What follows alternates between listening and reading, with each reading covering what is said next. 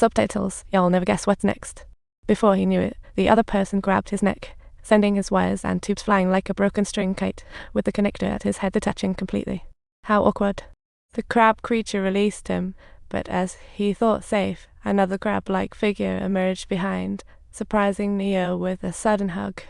Then, as they flew over a pod, Neo suddenly awoke to see his beloved Stabby Mud trapped inside, and yelled her name desperately.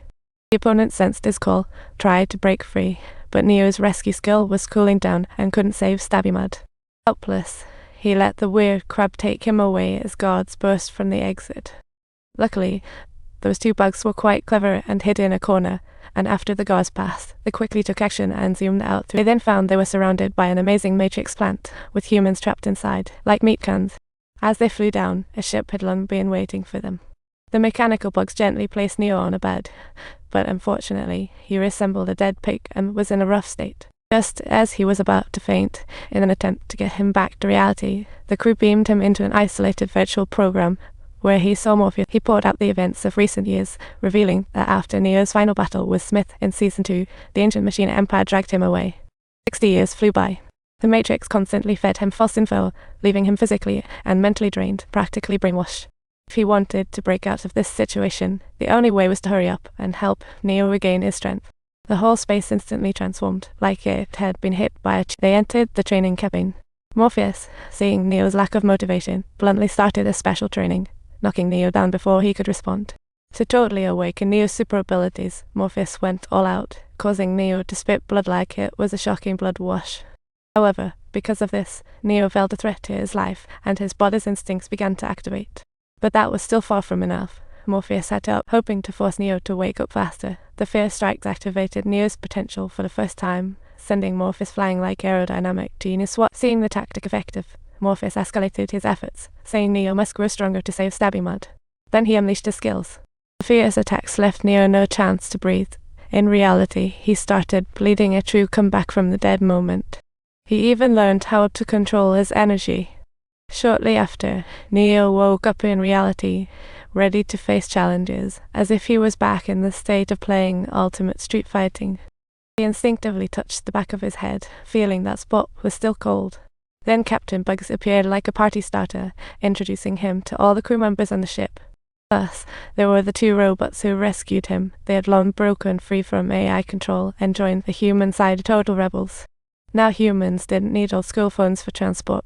They just had to step through special doors or mirrors to freely enter and exit the Matrix. It's like a Hollywood block. Subtitles virtual world programs can use MRI to materialize Eliza in reality, then pass through a hologram wall like time travel. They've reached Chuochuoni, the new human base of Marvel built by humans and robots. Neo met an old friend, Niobe, who was Morpheus' former lover and had now become the queen of Chuochuoni. After 60 years, Niobe turned into an old lady, the original Morpheus into a statue, while Neo remained unchanged and unbeatable. The two old friends sat down to chat, revealing that when Neo was taken by the machine ground, humans and robots had a little honeymoon phase.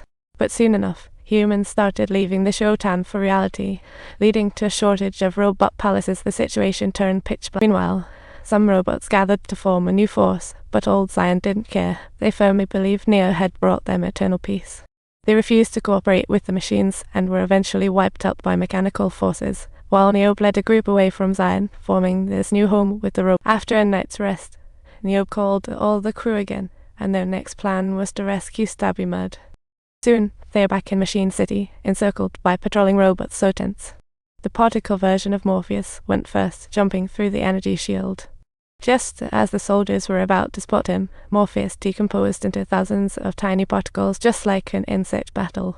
He successfully slipped into the tower through the pipes, representing the future AI nanoform in reality. It was made of countless tiny metamorphic particles, allowing AI to not only thrive in the real world but also possess wisdom that surpassed humans. Morpheus was the best choice to infiltrate Machine City and save Stabby Mud.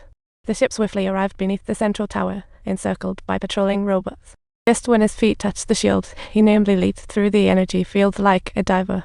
He reached the edge of the tower, but his movement still alerted the nearby patrolling soldiers, forcing him to decompose into tiny particles to avoid detection. Looking around, he discovered that, in this large space, only 2 incubation pods remained, with the target right across.